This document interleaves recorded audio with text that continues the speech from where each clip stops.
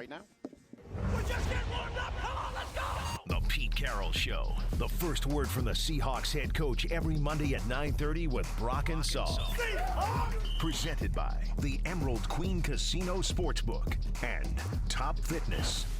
Coach, how are we? Whoa. Well, what a night that was, huh? It was an amazing football game. There was a lot going on. There was a lot of guys making a lot of things happen at a really high level last night. And offenses were flying, on both sides. It was really something. Unfortunately, it was a terrible game to lose because it was such a great game to win. It was such a good game to win. And it was there. It was right. We were there. I mean, take it all the way to the last drive. There's, we got time. And we showed, we knew we could do that. And we'd done it. And what was the difference between that and Detroit or, any of the other games that have happened or at the end of the half, and all that. So it was there for us. And these games are so tough and so contested that, you kind of almost have to hope that you got a chance to win on the last play of the game, the last drive. And that's what it comes to. And it's so close so often. That's what that was last night. And unfortunately, we needed to make 2 yards on 3rd and 2 and 4th and 2, and we couldn't make either one of them. It comes all the way down to that to me. We needed to convert those 2 plays, and then we get the next sequence, and then we'll go down and win the game. And so I know it's really hard on you guys. It's hard. It's hard on us, and I was really fired up about the way we played last night. I was jacked about the game and the matchups. All of the other element that was in the game too was just part of it, and it was crazy, and it was bad on both sides, and that's no place to go for me. I'm not going to officiating. I guess I was a little surprised to hear you say that, not because it wasn't a great game in the back and forth, but I think of a Pete Carroll team, and I think of the defense and the defensive identity and the hitting and all of that, and that's not that kind of game. I mean, there's 70-something points scored in that game, or 80-something points scored in that game. I guess it surprised me that was that some of the positivity comes out of that, given that nature of that game. Yeah, just because that was what the game was. Well, Danny was trying to stop him on the other side too.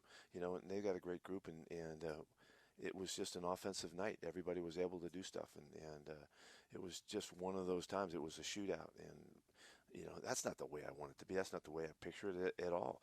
But you got to play the game that's happening, and when that game was wild and it was open and wide open, and there was great turns in the evening and the opportunities and all of that. I don't know how you predict me to be, but I'm playing the game, and that game was that game, and we needed to find every way we could to keep battling, and we were fiercely participating in that one, and it's a heartbreaker because we could have won that game last night, and it was there to be had, and we just had to find the way to finish it one way or the other, and we weren't quite able to do that. As you can imagine, Pete, Geno been at the center of a lot of conversation the last couple weeks. How did you feel like he responded last night? Geno? Yeah. Yeah, I thought he played a fantastic game. I thought he was going the whole time. One decision that we didn't want to give that guy a chance to get the ball over there on the sidelines, and we gave him a freaking interception. He earned it. It was a great play and all that, but that was one decision that we wish didn't happen. But we wound up challenging that guy well throughout the night, and Bland's a fantastic football player, having a season of his life, and unfortunately we gave him that little juice that we didn't need to give him. But other than that, I thought Geno was working his tail off, and he was making throws and making plays and coming through and playing tough, and he ran well, and the touchdown run that he made was a great decision, a perfect decision. We were kind of looking forward to that maybe happening. Now, I'm not talking. Let me say this too. I'm not talking to cover up for Geno. You think I might be covering? I thought he played a terrific football game, and he was fierce and competitive, and kept bouncing back, giving us a chance. What did he and Shane work on last week? It was sort of interesting. There were, what was it? Al Michael said it last night, 7 straight quarters or whatever it was without a touchdown, and then you come out last night and score 5 of them. So really impressive offensive performance in the first 3 quarters. There's other guys playing. There's teams playing on the other side, and these teams are freaking good. But so is Dallas. I mean, Dallas has a good defense, and you guys were able to get to them. What was the conversation like leading up to this game? What was worked on, improved on, et cetera? The conversation wasn't different than it's been in that, we go to work, we try to get our stuff done, we have our principles and approaches that we go through, the whole mechanism of the format. We were able to execute that last week. We had a full week of practice, the way we need to work, and we just handled it really well. I told you we did not. We failed at the process, taking it. We took a step back and tried to take the heat down on our team, and we didn't respond well. I mean, that's something that I haven't seen from our guys. But that's this team. This team isn't the same as last team. They're different, and we had to go through a Thursday night to figure it out. And so what happened was we went back to the basics. We went back to the principles, and we knew we had to be wide open. We had to go for it, and Geno was up for it. Geno got to throw the ball all week long. He was hurt the week before, and there was a lot of questions about what was going to happen going in. We were unsure, but yet hopeful. And as it got to this week, we just put it back and cranked it back up. And we have a young enough team that they will go. We can take them places, and they can also go places. Like we went south on the first Thursday game because we didn't practice them hard enough during a short week to keep them in it properly. And so that's my failure. I screwed that up. And I didn't see it coming. I didn't know that would happen. Now I know. But this week, it was imminent that we went right back to the basics of it. And we have a real routine that demands those guys have to be in on it, have to be focused, or they get their butt kicked in practice by the other guys because the other guys are going. And that showed you how they responded. And that's why you want to know why. That's why we play like that. And we're capable of playing like that. We're capable of playing better than that too. Unfortunately, we just didn't quite get enough. Did Jackson Smith and Jigba make his presence known on the entire NFL landscape last night? Yeah, I don't know. You guys call stuff like that. I don't know. I don't have that perspective. I thought he played a terrific football game, and he's been playing terrific. When has he not? When has he not, taken to the opportunities and the challenges that we put on him? He's a fantastic competitor. He's a great focuser because he's got great confidence. Totally believes in himself. Knows he can do it. No question about give me a chance and I'll make the play. And that's why he was fiercely competing for that catch too. And he said, that you guys know well enough, maybe, Mike, I don't know if you know this, but when you caught the ball, and he knew he caught the football, and whether you made the catch or not, and he knew he did. It's like when I listened to Tyler talk about stuff. I was in bounds. I made the catch. I made the play. You should believe what he says. They know better. And anyways, but that's just set up that crazy sequence that happened there, which was freaking. I thought that was electric. Our guys just battled one play after the next, and wound up getting a touchdown, put us ahead at halftime, which was a pretty cool moment. How about DK's night? Boy, he did great. He was on it. Took to their matchups, executed perfectly on the big touchdown play.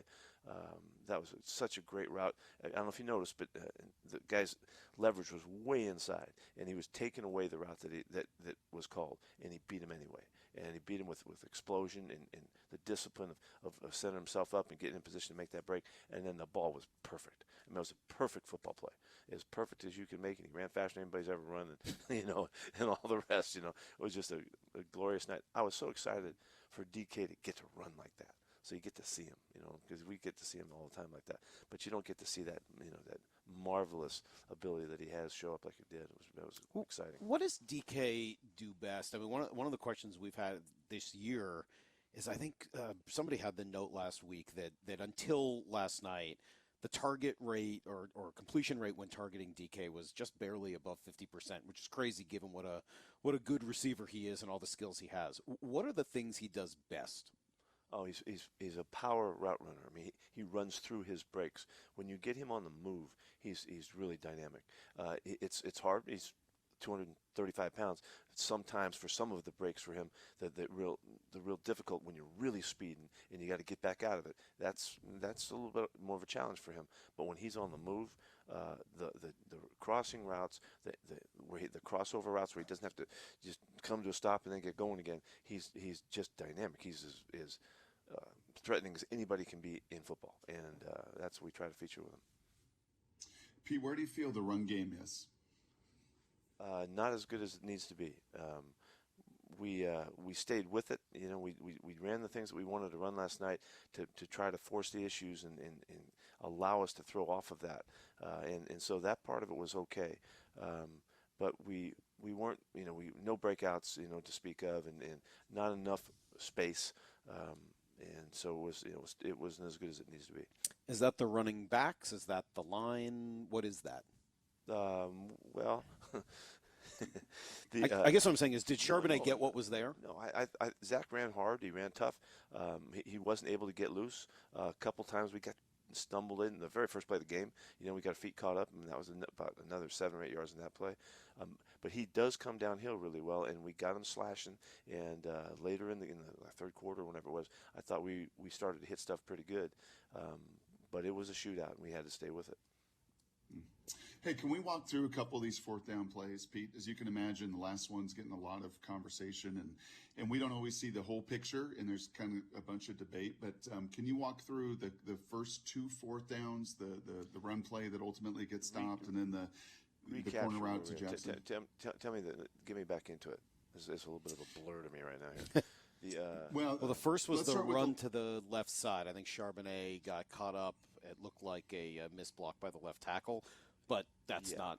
I'm basing that based on what they said on TV. No, if you notice, the guy was almost a wide 9 technique, and he slanted from there. And Charles couldn't imagine that the guy would be coming down into his B gap, and so he targeted it wider. He targeted it like you kind of think he should, but it wasn't. It needed to be more conservative in his angle to catch the guy in case he came down, and he penetrated and made the play in the backfield. The one to it was Jackson. A funky look. It's not a traditional alignment right there. It was a little bit out of whack, and Charles couldn't interpret that could even happen, and he got had right there. I think the other one was just bringing more than maybe could block, and Geno tried to throw the corner out early to Jackson and get it out of his hand in time, and just maybe a difference in angle or anticipation. Yeah. We could have seen the front more clearly, and we didn't, and so we squeezed down on the threat from the inside pass rusher, and the pressure showed up, and he just had to chuck it and get the ball out, and he was anticipating that he would have a hair more time there. He didn't think that was going to happen like that, and again, that was just identifying at the moment we could have done that cleaner. And then the last one is the one that everyone's seemingly talking about. And even, I think Kirk Herbstreit joined us last hour and talked about the play. I don't think DJ was supposed to come over and block Micah Parsons, correct? No, they loaded it up inside, and we squeezed it and had to beat it. The way we determined to protect it, which was not the way to do it. We should have opened up and we should have blocked out there with the tackle, and we didn't get that done. And he scanned across. They fooled us a little bit with the look. He scanned across and he saw Micah. That's where he went to him. But I wish we would have blocked that with Abe right there. So help me a little bit. Just listening to you sort of go through those 3, from my amateur perspective, it sounds like on all 3 of them, things weren't necessarily read properly at the line of scrimmage. We had to read the front and then direct it so that we could take care of business. And in the moment, I'm not sure because we haven't talked about this. We haven't met as a staff or haven't talked to the players about this yet. But I'm not sure if it was the call that pulled Abe down, or Abe just flashed and saw the threat and came down and left the. So I got to ask: is that on the quarterback? Is that something the quarterback needs to be able to determine? Basically, the center handles all that stuff, and then Geno works with him. And if Geno sees something, then he and Evan have to figure it out. And so it's basically handled by the center. He starts the count and the point, and then we work from there. Geno has the ability to override him whenever he needs to. So I don't want to get you in any... those are very difficult plays, and when I think back, I wish there's a couple things we could have done differently that would have given us a chance to get the ball out on a rhythm rather than to protect it. You know what I mean, Brock? Where you can beat it with the call rather than try to protect it and count it all the way out. We can get the ball out sooner there. We just didn't do it. Brock will occasionally tell me, that's why you can't throw anything new at a Tom Brady or a Peyton Manning or some of these all-time great quarterbacks. Are those the type of things he's talking about, those types of plays where the all-time greats know what to do and how to get out of those spots? They screw up too, but because they get fooled, and sometimes it isn't what it looks like it is, and guys do things. Just like what happened on the first one, the guy lines up outside the edge of the tight end and beats us all the way down to the B gap. That generally doesn't happen, so things happen sometimes, and that's the game. That's how it goes. Sometimes you win those, sometimes you don't. But the guys that have been around the longest and the most, they sense what's happening more so than even what they see. They can sense it from the action of the player, the way he's leaning, the way he's breathing heavy, whatever. They have a sense about it. Geno's got great sense. Geno does see things. He does know. He's been around. He hasn't had as much playtime as Brady, but he's had a ton of experience, and so he generally makes those decisions really well. Pete, how do you play pass defense in 2023 in the NFL? It's hard, man. These guys are good now. That's a good team now. They're playing really well. They played a terrific game last night, and we took them all the way to it. But the catcher, CeeDee Lamb, was terrific. He is a fantastic football player. I caught him in warm-ups doing a couple things, making a couple grabs, one-handed grabs that were unusually adept, and I just he captured me right off the bat. This is who this guy is, and he plays the game at a really high level, and you better be on it or he's going to get you. Just the run he makes on the little fly sweep he makes, that's a fantastic run. The cut he makes on that play, and to get extra yards, he's going to get extra often, and he's doing it. He's got 100 catches or something. What he's got already, but he is one of the players that makes a difference in the game.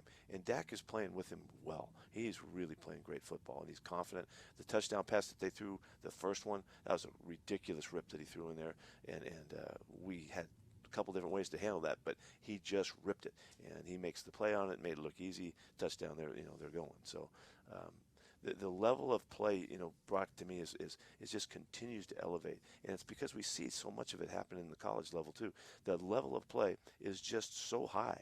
Guys are just so much. We've evolved the game so far. It's like watching basketball too. Watch college basketball right now. The game looks like the NBA used to look. The players are so far along because they're so exposed, and they know well, and they've been taught well, and they have plenty of opportunity. It's just at a tremendously high level, and I think you're observing that. This might seem a little counterintuitive given some of the frustration with the judgment calls made last night by the officials, but should we give the officials a little more judgment to be able to determine whether or not pass interference should be a spot foul or not? I absolutely agree with that. I absolutely agree, and I've seen these guys for a million years. They can make good decisions because they see a ton of football too. They watch the game, they get it. And they can make the declarative moments call that wasn't a factor, even though there was some this, some that, some contact, some little pinch on the shirt or the jersey or something like that. I can tell that didn't have a factor on that play, and I don't have to call that. That's what needs to happen. Otherwise, the game, everybody's waiting for the result of is the flag getting thrown or not. That's not the way we're supposed to play Could we give football. them the opportunity to call either a 10-yard pass interference or a spot foul pass interference? I've not thought about that. I don't know. That's an interesting discussion. I don't mind some. All right, he touched him. It's a penalty, but does it need to be a 50-yard penalty? Well, that's kind of what the legal contact thing, is giving them a way to handle that. But I'm not here to bash guys. I ain't bashing officials. They're trying. They're hounded by the responsibility almost to try and figure it out, and they're calling things that just seem so incidental that aren't part of the game. Doesn't have to flow like that. The game is not flowing the way you'd like it to flow. Let's let this thing play and let them go and let them and no harm, no foul kind of thing. That is really. I trust that these guys can do it. I've watched them for years. They used to make calls like that. It was different. Now they're just under so much scrutiny, and it's difficult for them. And they're showing you why. They're showing you the result. That was messy. That was really messy. And it's not just the numbers of calls. It's all of the things that happen, and they happen in everybody's games. We're not unique in this. It just felt difficult last night. That said, you got a lot invested in this secondary, and to give up that many yards and points, how do you think this defense and specifically the secondary is playing right now? Well, last night was marred by the penalties, and those are freebies of 40-yard catches that they didn't catch. They didn't throw it. They didn't catch it. They get the ball 45 yards down the field, and that's given them stuff that makes it look it makes it too easy for them. And so we have to stay out of that. That interaction. We got to clean it up so that we can't get called on stuff. And you have to be really poised and controlled in the moment. You saw Tariq on the first deep ball. He just wasn't quite sure. He couldn't find the football, so he just kind of tried to make it not happen, make the completion. He didn't know if the ball was right on the money or not. It wasn't, and he could have handled that differently, but he just didn't catch the vision of it. So there's just things that we just have to keep working on to make it better. But we did it to them; they did it to us. That's kind of what that night was, and. Maybe I have to find a way to understand that a little differently than you guys do. I have to find a way to rationalize how this works and how we can adapt and how we can catch up to the moments differently than you guys do. And that's okay. We don't have to see things the same. But it was a very challenging night, and we needed a couple things here and there. We needed a couple here and there. And that's how tight this game was. And it was a magnificent competitive night. Pete, we're at 6-6 now, and obviously San Fran and Philly on the horizon here. What was the response in the locker room, the plane ride home, a little couple extra days here to get healthy before the stretch? We're pissed. We know how hard it is. Hey, you want to get ready for a football season? Get tough now. This ain't going to be easy. The next couple steps here along the way here are just as difficult as they can be. But this doesn't tell the story of the season. What tells the story of the season is how this thing ends. And when you get to the finish and how we wrap this thing up, we got to get some games here. We almost picked one off last night. We got to pick one off this next week or the next week, and we got to keep on going. And when this team makes it in the playoffs, which you may think I'm freaking crazy to be telling you that, when this team makes it in the playoffs, we will be ready. We will have been through all of it. We will have seen everything you can see. We will have toughed our way through it. We will have learned the lessons. We'll be as ready as you could possibly get. I kind of like to see what that's going to be like. I'm kind of looking forward to that. What can you do to get this team to that point? Well, we got to do a little bit better here, a little bit better there. We got to be cleaner. We got to match up really well. We got to use our guys well. We got to find our health. We're not bad health-wise. We need to see Kenny back on the field. We love to get him back out there so he and Zach can 1-2 punch it. That's when we're at our best, and fight our way through it and give ourselves a chance. When it comes down to that last little stretch in the fourth quarter, each one of these weeks coming up, we got to be ready to win it. Where is Jordan Brooks at as of this morning? I'm not sure of the nature of the ankle sprain, but he sprained his ankle, Jordan Brooks. So I don't know. It just depends. He was hobbling. He couldn't go. He tried. He was going to go, and he couldn't do it. Kenny's got an oblique that's a very intricate injury for a fantastic athlete like he is. He's got to get through it, but he's got 10 more days here before he play. I think, is that right? So he's got a big span here that he might be able to make it back. He's still sensitive now. He still feels it. So he's not over that yet. But we'll keep our fingers crossed on that one. Zach banged his knee on the turf and hit it. So it wasn't. This is not an intricate injury. It's a bruise. And so he was it pumped up like crazy last night. So it's going to be a while, but he's got time too. And Abe came out of it okay? Who was that? Abe. Abe felt pretty good about it. He knew he wasn't quite, all there, but he felt good about the game. I had a chance to visit with him last night on the plane. He was kind of excited that he made it through it, and now he can go. We subbed him quite a bit. He's a big man out there. He looked good. He looked good. Now he didn't do everything right, but he did good, and it was a nice game for him to get back into action. Yeah, Brock's he's in Vegas for the Husky game tonight and for his game tomorrow, which is why he sounds like he's. You sound like you're in a barrel. Yeah. He's barrel, bathroom, Motel 6, whatever you want to call it. It's a little of all Bad of those visual. things. Coach, you get the mini bye here, and then another really tough one, San Francisco again down in their building. I'm sure you'll be up for it. Just as tough as it's going to get, it's going to make us tougher. So we guys get ready. Let's go. Gear up. You're with us. Gear it up. It ain't going to be easy, Brock. Here we go. We'll talk to you after that one, and we'll be back. Brock will be anyway, Monday morning. Until then, Brock, the hay. Oh, it's in the barn. See you, everybody. Bump and Stacy, weekdays 10 to 2. You had the Pac-12.